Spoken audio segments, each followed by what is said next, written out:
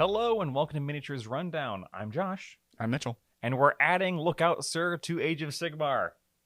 I mean, yeah, it kind of was already there, but in a way worse area. Yeah, we're adding 40k's Lookout Sir to Age of Sigmar. Yes. That'll be the title. 40k in Age of Sigmar? What? Yeah. Mark? So what we're referring to is an article released today at time of recording. Today I think for it'll us. be yesterday for you. General's Handbook 2023, A Time for Galatian Champions. So first off, I kind of like that they're basically implying that the Galatian veterans, who, if you're not familiar with the GHB story, because maybe you don't care or you just don't play. Oh, I don't care. The idea was that it was in the tunnels beneath Gur and that only infantry could really be good at it. As we talked about, that's not what ended up happening. No. But I like the implication that now the veterans who have survived that have leveled up into champions. I didn't even think about that. And now they're even better. Yeah. And what this is they try to do era of infantry. That didn't work. No, yeah, we've talked about that before. Like in the whatever. At best, they did era of elite infantry. Yeah. So now they're going to go, screw it. It's time for the era of foot heroes. Yes, which I don't want to say I'm all about, but it's definitely something that needs help. Well, from now, obviously, we've only seen the preview article. So, but what we're going to talk about today is what's in the article and how we think it's going to affect the game going forward. Because I'm super excited. Me too. I think that at least just from this article, they've managed to accomplish a change-up that they didn't actually manage to do with the entire last season. Yeah. So, all right. So, Seasons 2, basically, of 2023. So this is the Winter GHB. Pull back. Oh, sorry. This is the Winter GHB. Got it. Galatian Champions. This new keyword applies to all unmounted heroes with a wounds characteristic of less than 10. So, interestingly, that is who the existing Lookout Sir rules already apply to. Right. Because 10 is the magic number. If you have 10, then you no longer get Lookout Sir. Lookout Sir, it says that you can't be targeted, or that if you are targeted by a ranged weapon, -1 to be hit. If you're within 3 inches of any other unit.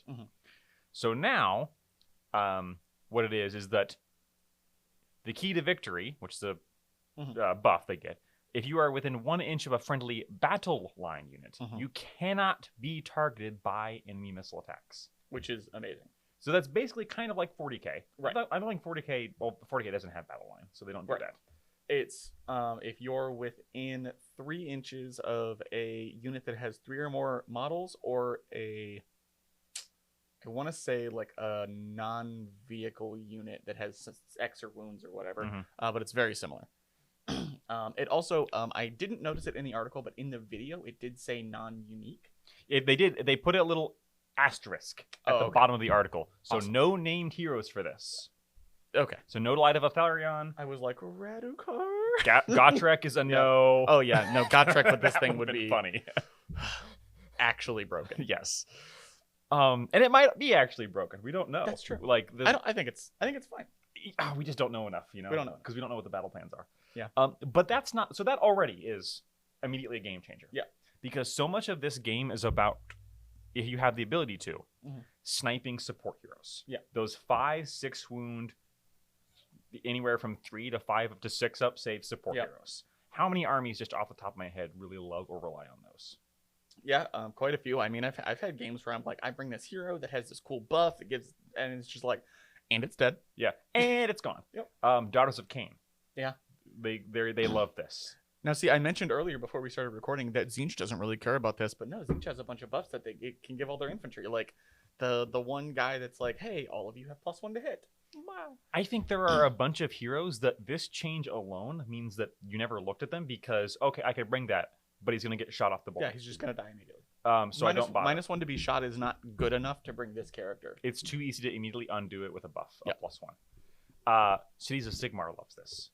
Oh my god, does Cities of Sigmar love this. How many non-character heroes do you have? 1 for each sub-faction. So I think 10 Yeah. at least, doubling up on some. Stormcast likes this. Yeah. There are Stormcast heroes. Orcs likes this. Almost everybody likes this, except from like ogres, I guess. Yeah, ogres. Is there like a faction that's almost entirely named characters? Not really, not that I can think of. No. I had friend of the show, Kevin. Yes. Said Fire Slayers. Fire Slayers. Because it's like you have guy on Magmadroth or non-character foot hero, and those are the two options. And anti-fires, and I guess let's continue with the article before we go over who really benefits, and fair. Because I guess we should bring the full picture, even though we don't have the full picture. The other part of this, and this part is even more exciting to me, waging war in the blah blah blah blah blah blah blah blah blah. If you're taking the second turn in a battle round, one of your Galatian champions may take a desperate action, allowing them to perform 2 heroic actions instead of 1. Which is, by itself. Yeah. I don't really care. That's fine. Like, I'll get an extra command point and maybe heal. Except, there are 2 new heroic actions to choose from this season. Strike at the opening lets a Galatian champion fight in the hero phase. So now, if you go second, you get to fight in the hero phase. Which is incredible. Holy crap, a phenomenal game switcheroo. Yeah. But that's not all. Now, that champion can't ever fight twice in the hero phase. Right, because there's some like command abilities and stuff that let you. And they get strike last. For the rest of the turn. Yes. So for the next actual fight phase, they have strike last. So it's not free. Yeah. But wait, there's more. Lead by example and command their sworn bodyguard to fight alongside them in the hero phase. What is sworn bodyguard? Well, that is the battalion that is coming along. So basically, you put your hero in a battalion that makes them a Galatian champion with a sworn bodyguard. And the sworn bodyguard gets to fight with you in that hero phase as long as they're close. They have to be within 3. Like wholly within 6? Wholly within 6 and within 3 inches of an enemy unit. So like, no shenanigans about piling in from outside of 6. Or like 60-man units of zombies. And it says it can fight if it has not already fought in that phase. So again, double tapping. No double in the hero phase. Yep, and they also get strike last. So yeah, the fact that you can not only fight with the hero, but also his bodyguard in the hero phase, like. And they told us what the battalion is. It is specifically a champion, a Galatian champion. So hero, 10 wounds or less. Yep. Or no, sorry, less than 10 wounds. 9 wounds or less. 9 wounds or less. Non-mounted. Non-mounted, non-character. And a single unit of infantry. Yes. So you don't get 3 of these. Right. I'm going to assume that it's. Oh, that might not be, because I know the last Galatian stuff was you could only have 1 of each battalion, so this might be the same. Maybe. We don't know yet. Right. There is also finally an example that is, or a buff that is also part of Galatian Command, which is that battalion. Thank you. United in Purpose, which is the infantry unit in this battalion. Blah blah blah is the sworn bodyguard. In the combat phase, when you pick the Galatian champion in this battalion to fight for the first time in that phase, if the sworn bodyguard is wholly within 6, they can fight one after the other in the order of your choice. Right. So even if you don't go second, and you don't fight in the hero phase, or if you do go second but you just choose not to fight in the hero phase, right, there is a benefit to this battalion. Yeah. So it looks like only positive. Yeah. The only thing that I was kind of iffy about is that it gives another benefit to going second, which they keep doing. Yes. Even though going second is just better anyway. But it's really good. It now means that the double turn has a risk, because the reason you wanted to go second in turn 1 was to set up for the grand double turn. Yeah. But if on turn 1 you get in for that alpha strike and you punch once, and then you go double turn, that hero gets to punch you first. Ooh. Oh, you're right, because you could do it on your opponent's turn. The hero action you would do on your opponent's turn. I didn't even think about that. It only works if you go second, yeah. I figured it was if you go second on your turn. No. Oh, it doesn't say that, because heroic actions can be done on your turn. That's really good. Right. It's a inbuilt counter punch.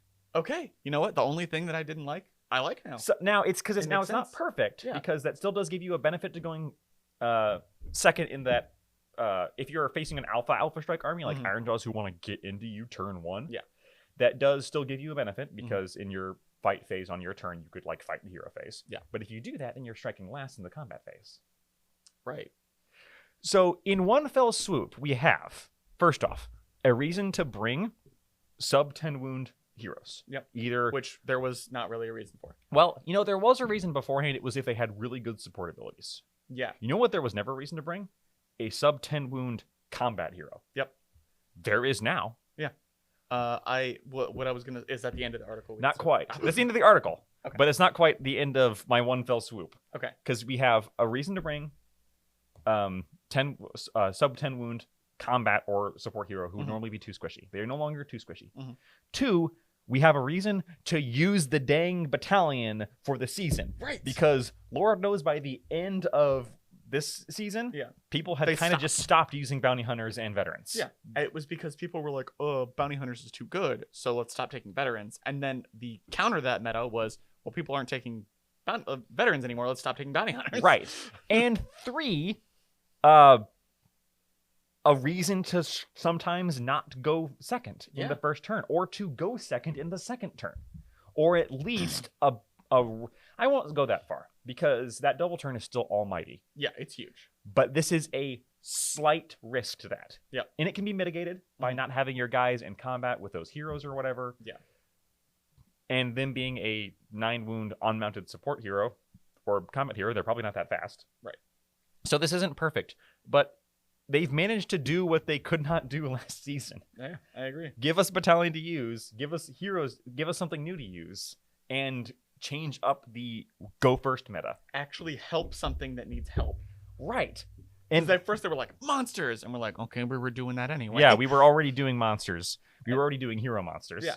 And then they were like, infantry! And we're like, no, you made infantry bad. Let's not do that. You tried, but you didn't succeed. Yeah, and now this, again, we don't know everything. But from what they've shown us, I'm very excited. We know there's new battle tactics, some of which are the same, they said. Yep. Some which are returning friends. I think they said 50% of the battle tactics. Are the same. Same. And then some, new ones. And there's also, they hinted at other things. So also includes a realm spell for punishing units camping out on objectives. A new command ability to trade piling in for extra attacks. The last one kind of did that. Kind of. Because it was like, oh, you get half of the wounds. Nobody ever cared. I never saw it cast. A command ability to trade piling in for extra attacks. Ooh. That could be brutal. That's because if you're good. stuck in already and you don't need to pile in. That reminds me of, Fire Slayers again, is they have the whole, not move, but go insane in combat. Yes. Half of each roster are returning favorites from season 1, while the other half are new arrivals. And their focus set firmly on Galatian champions. So they are going for that again. Right. And that was one reason to bring the battle tactics, is that a lot of them were veteran focused. And if you didn't have veterans, you just couldn't do them. Yeah. Now, early next year is when this comes. Yeah, that makes sense. 12 battle plans, 6 grand strats, and 8 battle tactics. So the same. Yeah. So let's talk about, I think, what you were going to launch into. Who loves this and who doesn't like this? Right. So I think who loves this is, again, support heroes. Yes. I am looking at, because I'm a Soulblight player, Soulblight, because I generally play this tactic anyway. I have a vampire and a unit of Graveguard that he follows around to get +1 attack. But if he gets sniped out, he doesn't do that anymore. And you also don't want to put him in combat because he'll get the snot beaten out of him. Yeah. Whereas now, if I make them battle line, which I can do, I give them +1 attack. They stop him from being shot. He can give them +1 attack, and they can fight simultaneously, so they don't auto freaking die. Yeah. The first time he charges something. Yeah. It's great. You don't have to choose between, okay, do I fight with my vampire or potentially lose him, or do I fight with my zombies before I do lose them? Yeah. And then or Graveguard rather, because Graveguard are not tanky.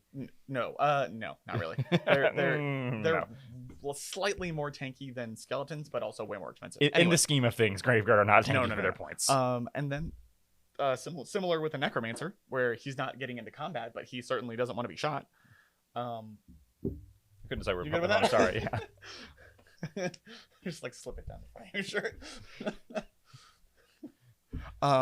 So there's that. I already mentioned Tzeentch, having some heroes that buff stuff. Not really into the combat, maybe Changeling, not Changeling, Curseling. Curseling, yeah.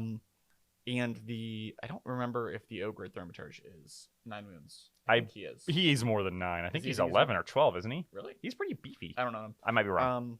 But if he is 9 wounds or less, and he can go with that, fantastic. I know you want to talk about Skaven. Go for it. Clawlord Missile.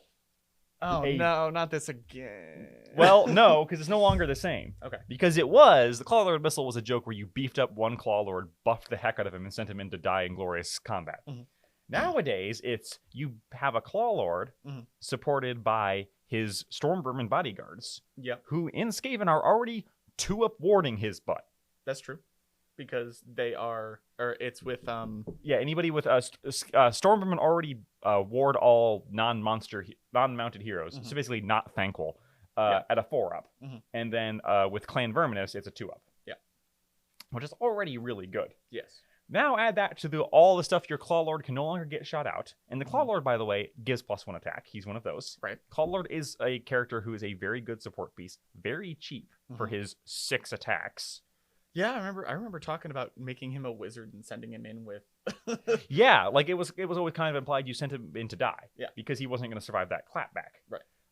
But now he potentially can. It's true. And more importantly, he's going to be able to survive to buff the infantry around him. Yeah. In a way that is impactful, because Stormvermin are also not particularly durable for their points. Sure. They're a bodyguard and tougher than clan rats, which is not saying anything at all. Yeah, and I think there's others. The Arch Warlock. Yeah, Arch Warlock can already be terrifying in melee, but again, they also have the problem of not being that durable. Yeah. And getting shot. Put him next to 20 clan rats, and he's just like, you gotta cut through 20 dudes that come back, by the way. Yeah. Like, in order to even shoot me. And unlike in 40k, there's not like minimum unit size. So if you have 1 clan rat, that's good enough. You can't shoot me. It just has to be a battle line unit. Yep. And most importantly, I think, we also have to think about what we're leaving behind. Yes. We're leaving behind the specter of Stormvermin and Clan Rats taking double damage from flipping everything that matters. Yeah. So suddenly, their stock has gone up just naturally by virtue of leaving behind the stupid Galatian Veterans thing. It was similar to the end of last season, where it was monsters technically got a little bit better, because they lost some buffs, but you also don't get points for killing them. Right. It's in a similar vein. And there's no shutting them down with the various. Yeah. But now it's like, oh well, again, we've talked about this so many times, 7,000 times, half on camera, half off camera, where they tried to buff infantry and they nerfed it. Yeah, they buffed elite infantry. They buffed elite infantry, and even then, like, taking double damage is rough. And it is all based on the fact that it's damage splashes over. Yes. If damage didn't splash over like it was in 40k, then it would have been fine, because then elite infantry would take the extra damage, single wound infantry wouldn't. But the fact that it does. Right. Which is integral to Age of Sigmar, as it's and built. I completely agree. Right. I'm not saying that they should change that. I'm just saying that they did this buff, and it ended up nerfing the thing that they were trying to buff. But hopefully that doesn't happen here. Hopefully that doesn't It happen. Certainly doesn't seem like there's any nerf. Right, because when they announced the season 1, they showed us all these things, and I'm like, oh, isn't this great? And we're like, and here's they showed us all these buff to infantry. We went, yeah, that's great. And here's the thing that counters it. Yeah. They also, I do remember in the article that they announced, we're getting a little off topic, but only slightly. In the article that they announced, bounty hunters and Galatian Veterans. What's the other battalion? Galatian Veterans, right? No. Veterans can only go in it. They count triple on it. Oh, who cares? Yeah, who cares? It said in the article, bounty hunters get double damage against the things in the other. And they screwed up and applied it to every single Galatian veteran, whether or not you were in that battalion. Yeah. But as long as that doesn't happen this time. Right, like hopefully we don't get the Hero Sniper Battalion that buffs range units that target heroes with a +1, and they can endure that. We forgot to tell you, screw you. Yeah. Now, speaking of screw you, who doesn't like this? So the only one I can think of is ogres. Are ogres generally more than 10 wounds for their characters? So let's be general.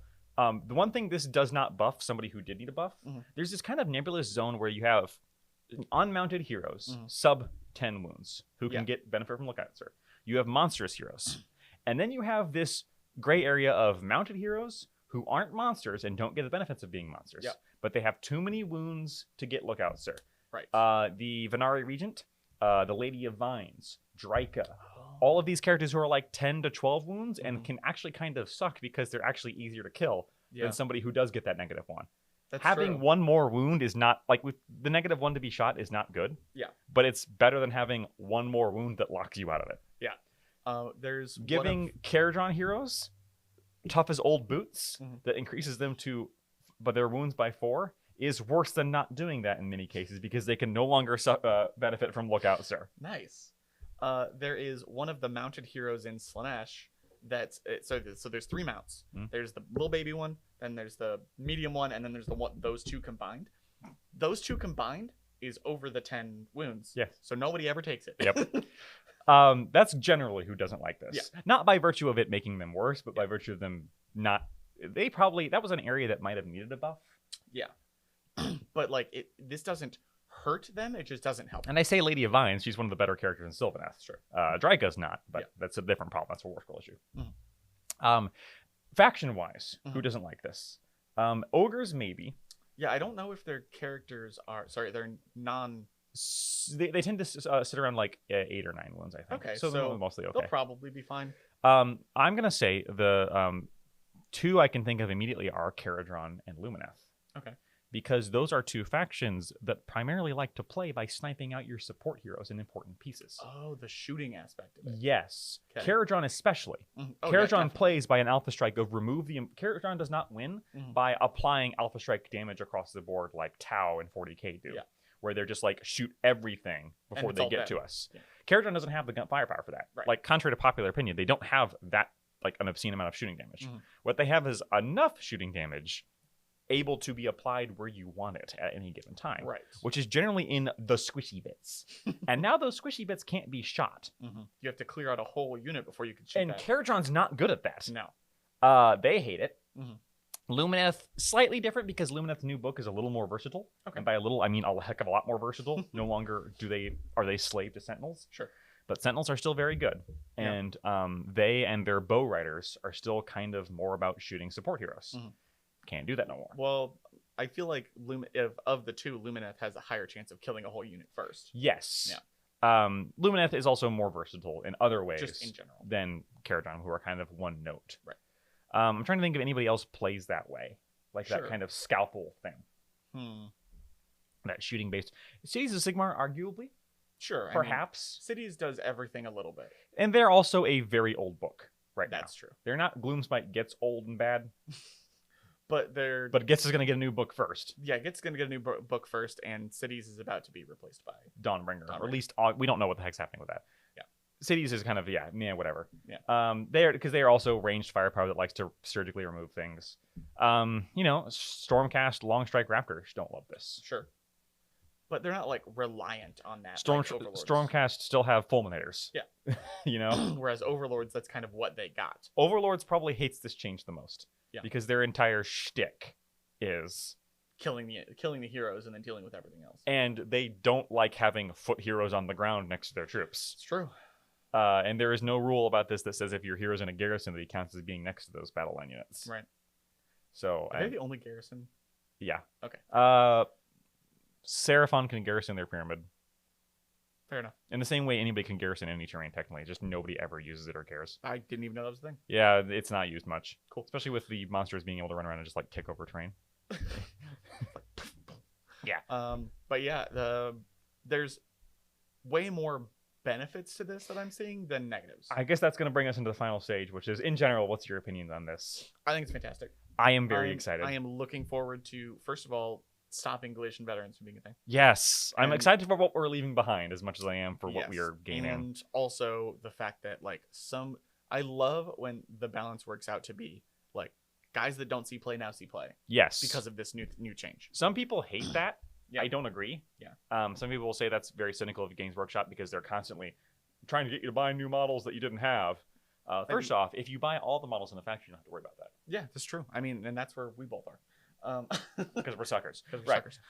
And you know me, I am the one that's always like, oh, Games Workshop did this to make money. And I don't think that's the case this time. Yeah. I think they saw that foot heroes were not seeing play, and they wanted foot heroes to see play. I think they had their foot heroes in their mouth from their snafus with the whole last thing and had to rectify it. That pun was far too long for you. yeah. Some things aren't worth pursuing. Sorry for blowing out the mic there. Yeah, I'm super excited about this. Yeah, I'm very much looking forward to it. I am now. I'm looking forward to all the new battle plans and all that stuff to see what all that is. Maybe there's a battle plan that's like foot heroes catch on fire and they die instantly. There are 2 downsides to this. Okay. One of the things that we are leaving behind that was good was the ability to fight in rank. Yeah. That should be a base part of the game. Yeah. And I say that as a Skaven player who has it as a base part of my game. That's Screw y'all. That's like, true. I keep it. Go, sucks to suck. Yeah. It it didn't really bother me even when I was taking like 40 skeletons. It never like I never thought about like, oh, I wish I could fight on an extra rank. It just feels good to me. It feels like something that should be there. Yeah, that's fair. I mean, it's kind of it gave a reason to have there's always the like, do you want a sword or a spear? Right. The spear is worse but longer range, and they just took that out because it didn't matter anymore. Yeah. And now they're kind of bringing it back, which so I am on the not necessarily pro getting rid of it, but I never felt like it was a positive impact. I never felt like not having it was bad. Now we had our this GHB, the Veterans thing, came out in summer, right? I think so. That feels so long ago. Yeah. I will say that this is drastically changing the game, and drastically changing the game every 6 months. Yeah, is pretty big. It is. I wonder if we would feel the same about it if we didn't hate that GHB. That's true. I think this might be a thing where we're super excited about this because we didn't particularly care for that crap. Yeah. Whereas the next one's going to be like, oh, we really liked that. Yeah. We really like the champions. Could you bring that back? That's a good point. We haven't had a season that I've enjoyed necessarily. Well, this is the first time. Looks good. This is the first time we've had these 6-month seasons. That's true. Well, I mean, we had the monsters, which was up a year. That was a year. And then the next one was Galatian Veterans at 6 months. And we went, oh God. Yeah. And I know this is one of the things we first were worried about when we first started talking about the last season. Right. Video here or whatever. Was it's up there somewhere. Yeah, it's up there actually. It's on your side because it'd be up there. The annotations. We talked about how the one thing we didn't like about this was great. Now I have to buy a new dang book every 6 months. Yeah. And it doesn't feel so bad when you want to buy the book. Yeah, that's true. So, but I worry about the future. Yeah. Where it's like, and yeah, I can see where you're coming from with that. And I agree to an extent. I don't like having to buy a new book every 6 months that has like all new battle plans, and it's like all. The one thing that annoys me the most about miniature games in general is invalidating purchases. Yes. Whether it's models like going Legends or books that are literally useless, or like, oh, the next edition's out, this deck of cards that I bought for $30, throw it in the garbage. I hate that. I would prefer free rules, but that's never going to happen for GW. Yeah, I was about to say that we hate that, and by what we mean by that is we hate GW for that, because GW is the pioneer of that. Yeah, but they're not the only ones. They're not the only ones. Nope. We haven't done anything on Privateer Press, but Privateer Press is in the current flux of a new edition, Mark. And it's not invalidating purchases, but it is if you want to play in tournaments. Right. Because it's like, oh, these guys are our prime armies, which are all new, by the way. And then these guys you can't use anymore, sorry. Yeah, we might have to talk about that later. Yeah. Anyway, for this one, I am excited. I am happy. I'm sad to lose the ranks thing. I don't know. For me, the spears, it did feel like it gave you one more rank on top of that, so it was kind of okay. But that just feels like something it wouldn't hurt if it was part of the game. Yeah. I also would just be fine with not having to pick between spears and shields. That's a holdover from Old Hammer. Yeah, definitely. They don't do that anymore. Yeah. With new factions usually. They're like it's you have spears or shields. They have the same. When they do that, they do 2 units. Oh, that's true. That's a good point. So yeah. But otherwise, I'm super excited. I can't wait till next year, I guess. Yeah. We can cross that off of our list of upcoming video on what we hope to see next year, because we just say we hope it's good. Yeah. And it's going to be on my list for stuff I'm looking forward to. Yeah. Play more Sigmar. And if there's one true answer, it's play more Age of Sigmar. That's it from us. Let us know down below what your thoughts are. I know we've only seen a preview article, but I think there's a lot to talk about here. I already talked to Sean, and Sean is upset that the old Veterans is going away, which I'm surprised that anyone was upset that it went away. Sean is wrong. That's what I said. But if you're also like Sean and wrong, let us know down below so I can tell you you're wrong. Respectfully. Yeah. You're wrong, period, instead of exclamation point. You're wrong, exclamation point, smiley face. Ah, there you go. That's the real, in between.